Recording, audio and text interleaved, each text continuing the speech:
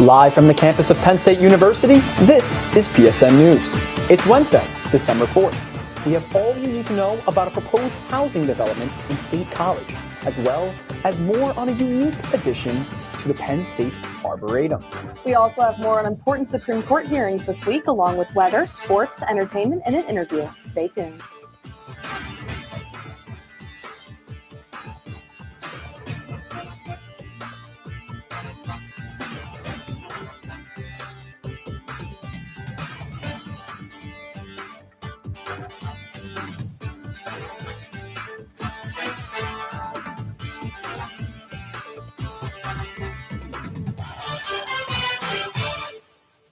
Thanks for joining us tonight. I'm Morgan Suppes. And I'm Antonio Fondacaro. A bizarre incident in Phillipsburg led to a tense police standoff and the arrest of a local man this weekend. 31-year-old Giovanni Lee Albizu is behind bars after calling 911 and claiming girls were crawling on his car.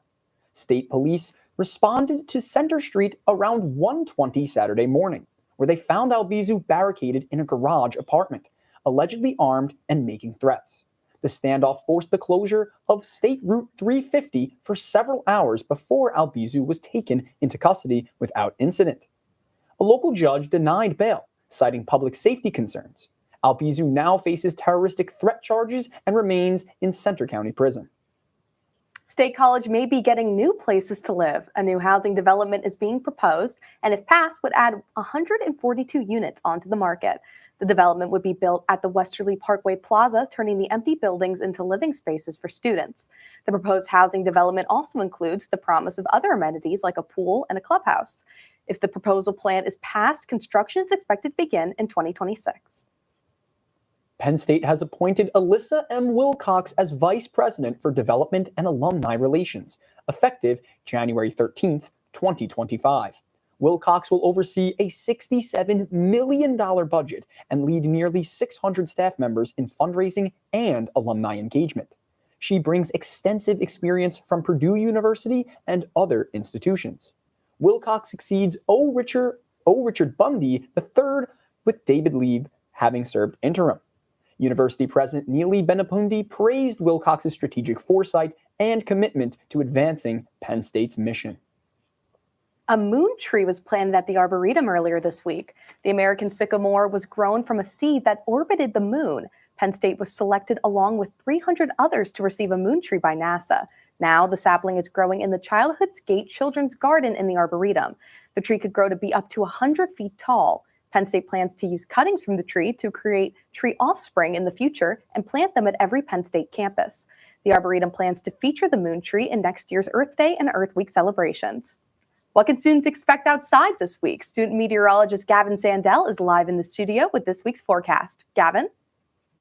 Well, Morgan, a lot of wind and a lot of snow is what you guys should be expecting. Right now, live outside of Beaver Stadium. I don't normally show this shot at night, but you could see just because of all the snow below me, it's a great shot right now, 28 degrees as we're looking live with a dew point of about 25, which makes it a little bit dry, but we're sticking with 5-mile-an-hour winds. And that's the weather headline for today. The biggest one, at least, winter has arrived with its cold temperatures and its nice snowy conditions. It's going to be a blistery day tomorrow, though, as we're going to see a little bit of a tussle between a high pressure and a low pressure, and that's going to bring high winds with low temperatures.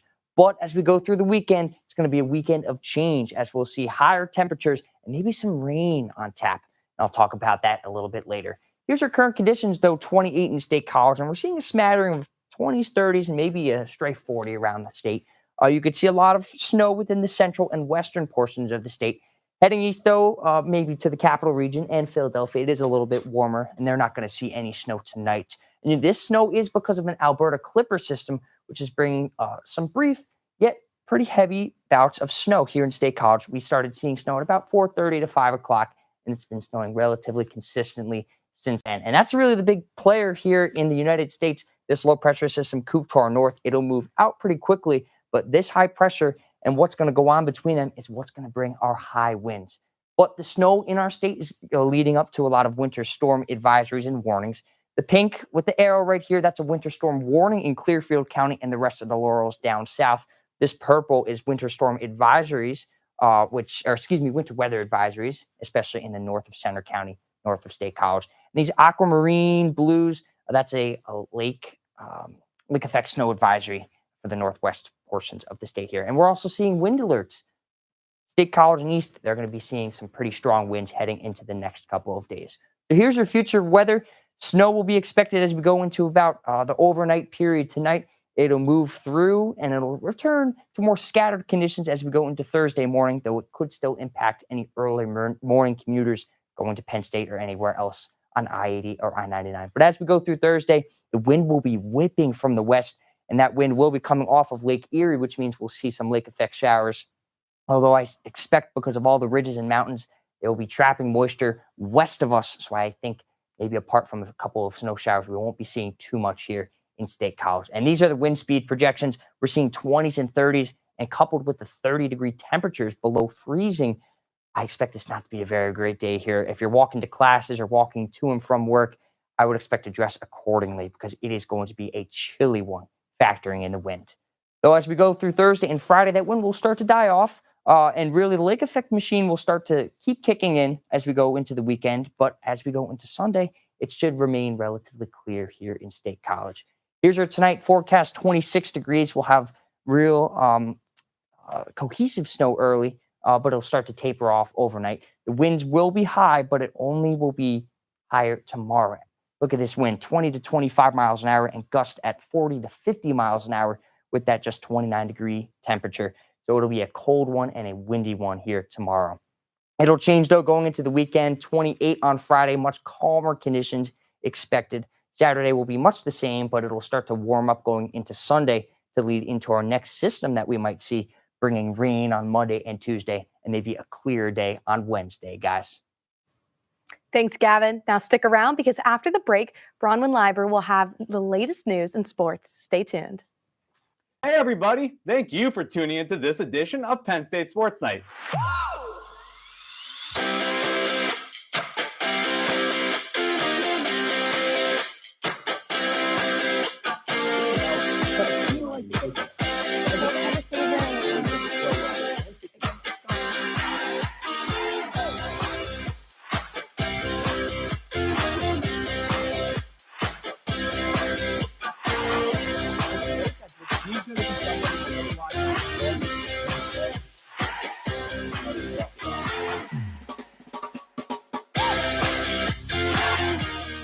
For all of us here at the Belisari Media Center, we are Penn State Sports Night.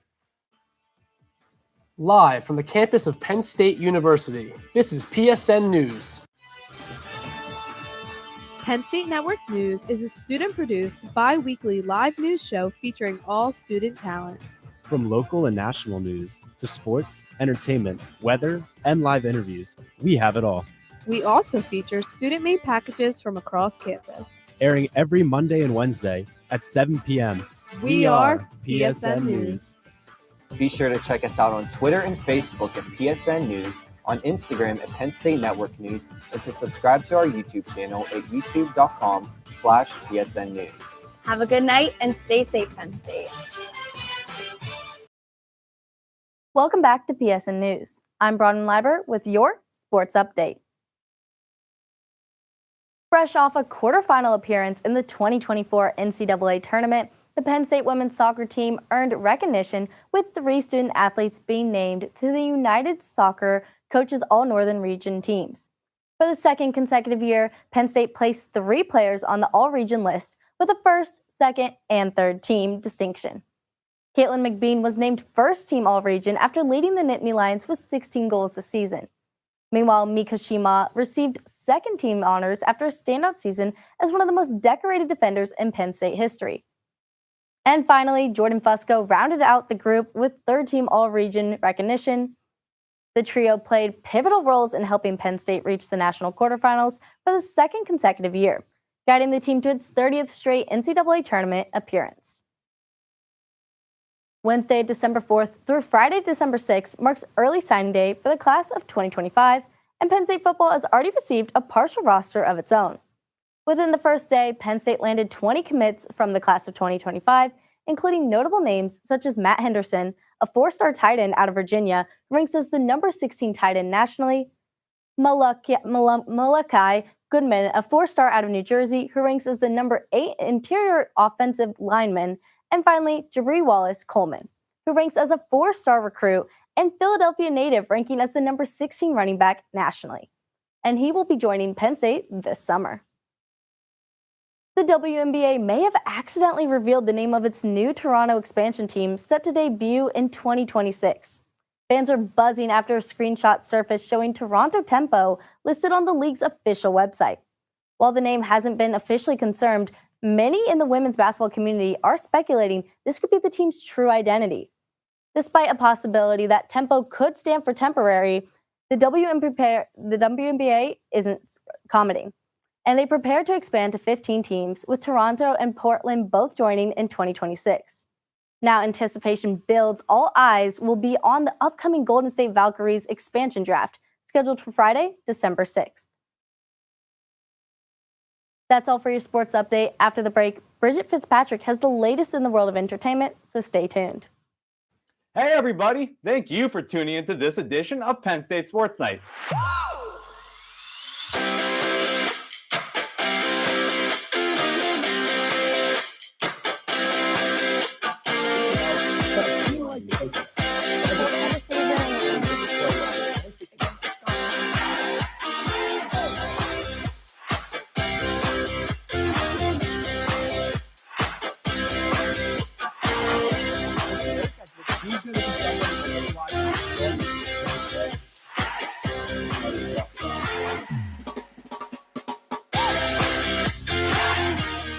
For all of us here at the Belisari Media Center, we are Penn State Sports Night.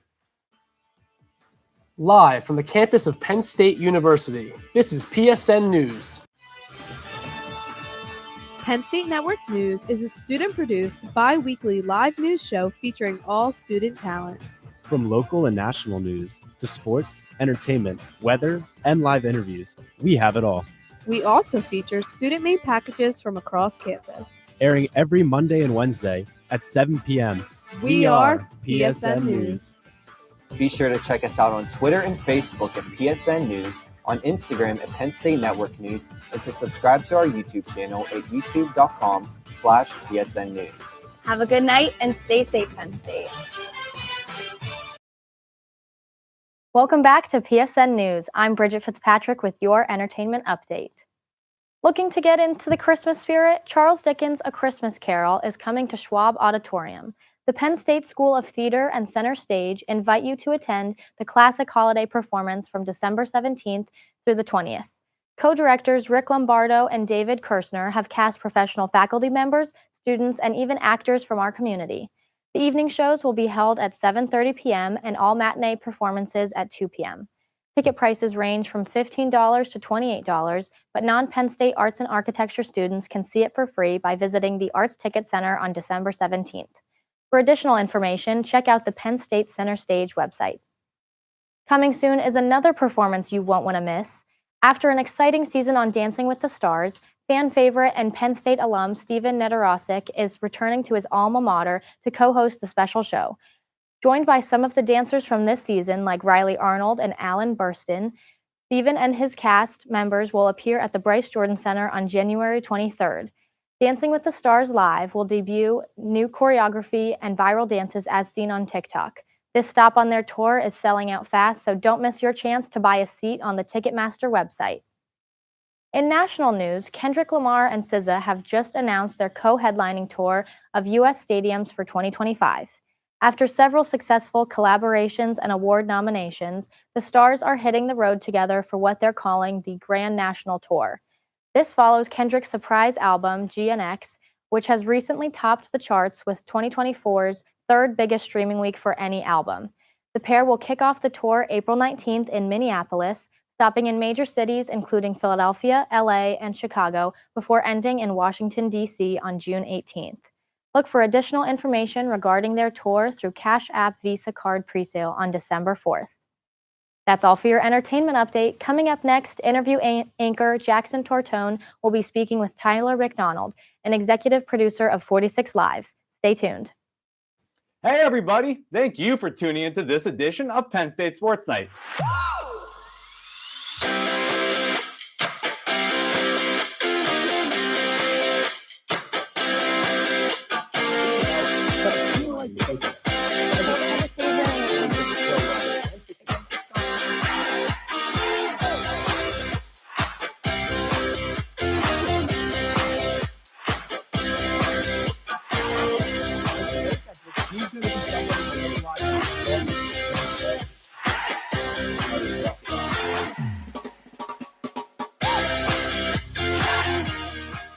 all of us here at the Belisari Media Center, we are Penn State Sports Night. Live from the campus of Penn State University, this is PSN News. Penn State Network News is a student-produced, bi-weekly live news show featuring all student talent. From local and national news to sports, entertainment, weather, and live interviews, we have it all. We also feature student-made packages from across campus. Airing every Monday and Wednesday at 7 p.m. We are PSN News. Be sure to check us out on Twitter and Facebook at PSN News, on Instagram at Penn State Network News, and to subscribe to our YouTube channel at youtube.com/PSN News. Have a good night and stay safe, Penn State. Hey everyone, we are Red Carpet News, your main source of entertainment news at Penn State University. Man, this festival is going to be popping. I'm Alex Porzillo, here with Aiden Harold. He's going to 23rd with Daddy Elon Warbucks to actual space away from Kim. So in sync, especially during Kendrick's part when they came out, reporting on anything from music, movies, TV shows, fashion, to celebrity gossip. You don't want to miss out on any of the hot topics we discuss. Find our segments on YouTube under the name Red Carpet News for your daily dose of entertainment. We are Red Carpet News.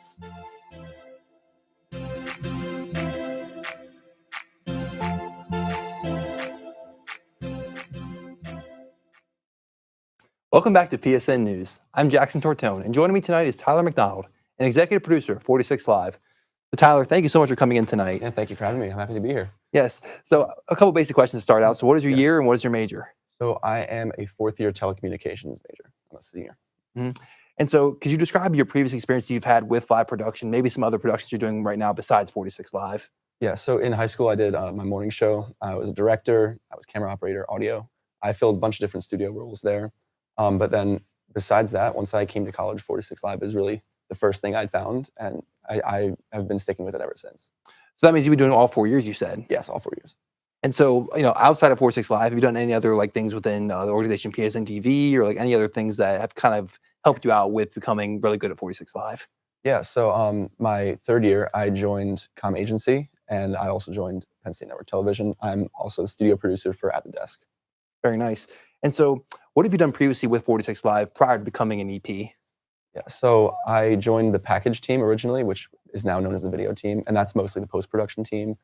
They make short-form videos that go up on the live stream. And I was also briefly in crew, but those two overall kind of solidified the idea that I wanted to do live production for a career.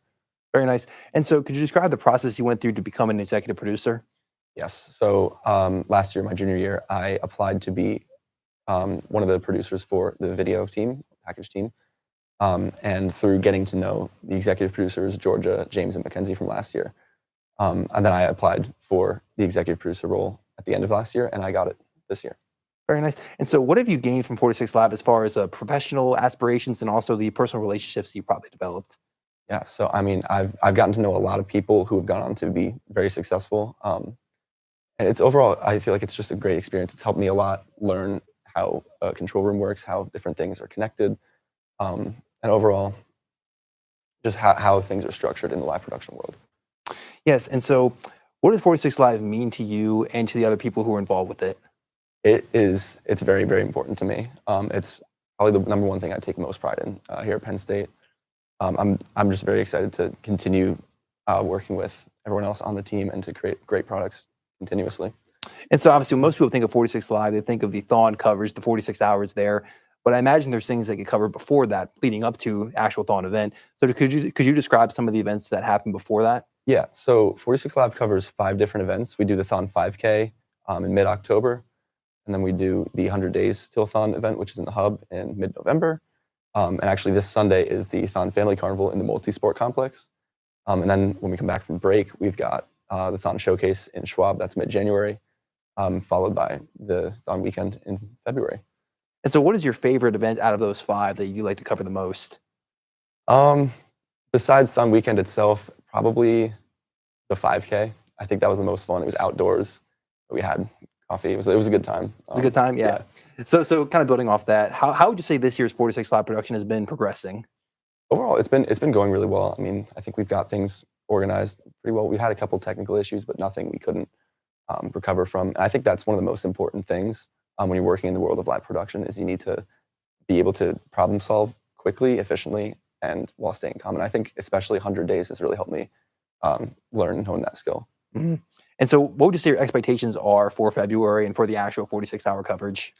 Yeah, so obviously Thon Weekend is the biggest event, but we're going to have, I think, a total of 8 cameras like we did last year, which is much, much bigger, and it's going to need a lot more crew than other years, or not other years, but other events. But I think if we schedule everything right, plan content accordingly, I think it'll be really great.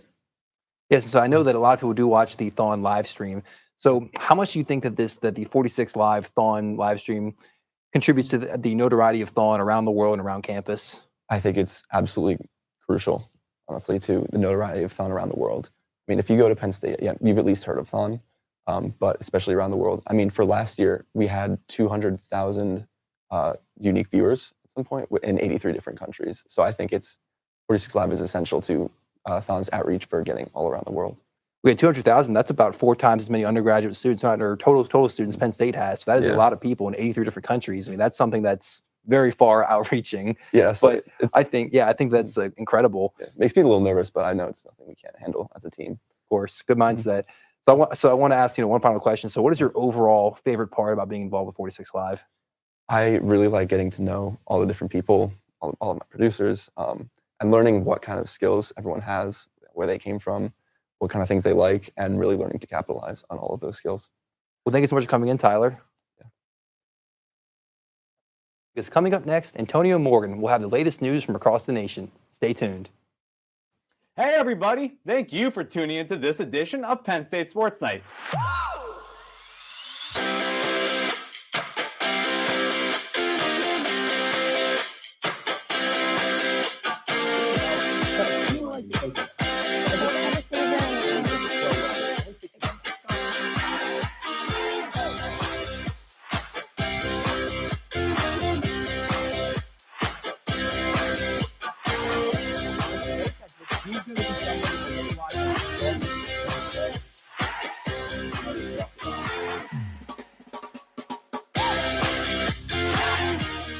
For all of us here at the Belisari Media Center, we are Penn State Sports Night. Live from the campus of Penn State University, this is PSN News. Penn State Network News is a student-produced, bi-weekly live news show featuring all student talent. From local and national news to sports, entertainment, weather, and live interviews, we have it all. We also feature student-made packages from across campus. Airing every Monday and Wednesday at 7 p.m. We are PSN News. Be sure to check us out on Twitter and Facebook at PSN News, on Instagram at Penn State Network News, and to subscribe to our YouTube channel at youtube.com/PSN News. Have a good night and stay safe, Penn State. Hey everyone, we are Red Carpet News, your main source of entertainment news at Penn State University. Man, this festival is going to be popping. I'm Alex Porzillo, here with Aiden Harold.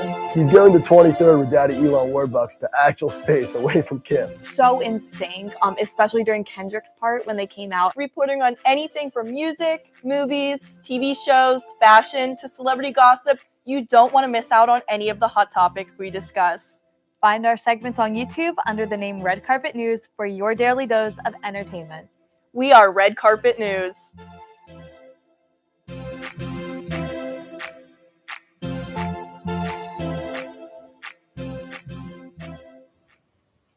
The Supreme Court will hear a crucial case today regarding gender-affirming care for transgender minors.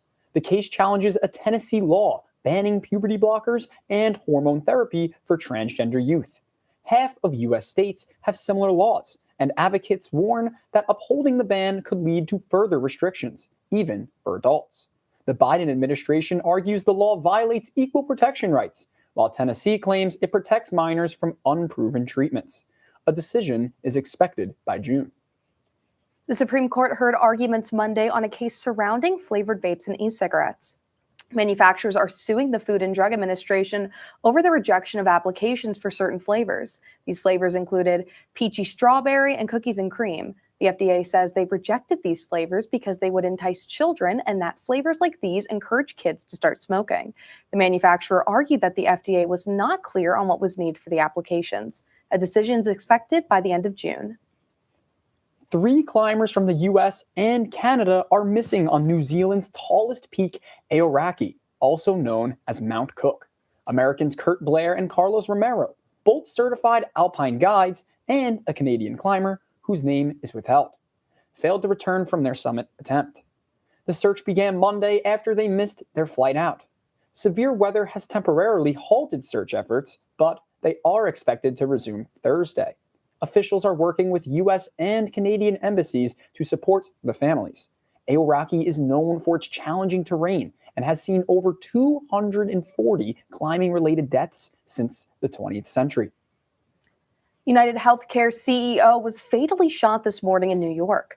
50-year-old Brian Thompson was on his way to the United Investor Conference in his Hilton Hotel in Midtown. According to police, a masked gunman arrived 5 minutes before Thompson and appeared to be waiting for him to arrive. The gunman then opened fire on Thompson from behind, firing multiple rounds. Surveillance footage of the shooting appears to show the gun fitted with a silencer. Police say the man then fled the scene on an electric bike into Central Park. The shooter is still at large, and police have not confirmed a motive. That concludes our show tonight at PSN News. Be sure to check us out on Twitter and Facebook at PSN News, on Instagram at Penn State Network News, and to subscribe to our YouTube channel at youtube.com/PSN News. Have a good night and stay safe, Penn State.